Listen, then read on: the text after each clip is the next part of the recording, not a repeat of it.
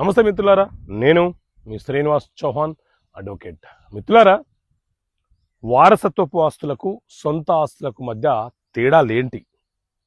అసలు వారసత్వపు ఆస్తి అంటే ఏంటి, సొంత ఆస్తులు అంటే ఏంటి? ముందుగా వారసత్వపు ఆస్తుల గురించి తెలుసుకుందాం. వారసత్వపు ఆస్తులు అనంటే మన తాతల నుంచి వచ్చే ఆస్తులను వారసత్వపు ఆస్తులు అంటారు.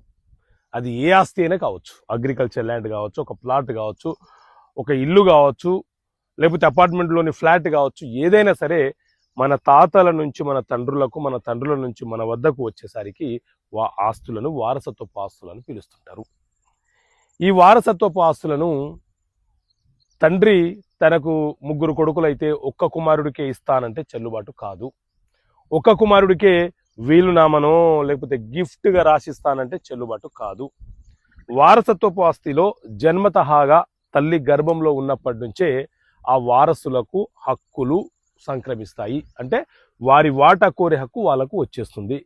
ఈ వారసత్వపు ఆస్తులు ఏ ఒక్కరికో వీలునామా రాసినా చెల్లుబాటు కాదు. గుర్తుపెట్టుకోండి, ఏ ఒక్క కొడుకుకో ఏ ఒక్క కూతురుకో రాసిన చెల్లుబాటు కాదు. ఎందుకంటే అది తరతరాలుగా వచ్చింది కాబట్టి మన తండ్రులకు కూడా ఆస్తుల మీద హక్కులు ఉండవు.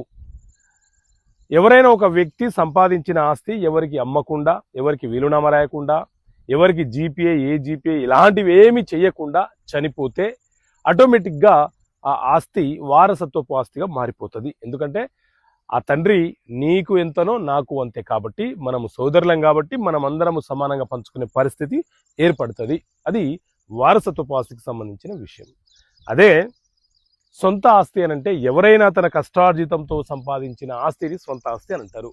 అది ఒక పురుషుడైనా కావచ్చు, ఒక మహిళ అయినా కావచ్చు, ఎవరైనా సరే ఆ ఆస్తి మీద వాళ్ళకే పరిపూర్ణమైనటువంటి హక్కులు ఉంటాయి. వాళ్ళు ఎవరికైనా అమ్ముకోవచ్చు, వీలునామా రాయవచ్చు, గిఫ్ట్గా ఇవ్వవచ్చు, ట్రస్ట్కి ఇచ్చుకోవచ్చు, గవర్నమెంట్కి ఇచ్చుకోవచ్చు, రోడ్డు మీద పోయే 3వ వ్యక్తికి ఇచ్చుకునే హక్కు వాళ్ళకు ఉంటుంది.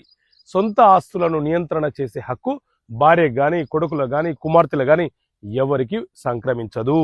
సొంత ఆస్తి మీద సాధించి సంపాదించిన వ్యక్తికే సంపూర్ణమైనటువంటి హక్కులు ఉంటాయి.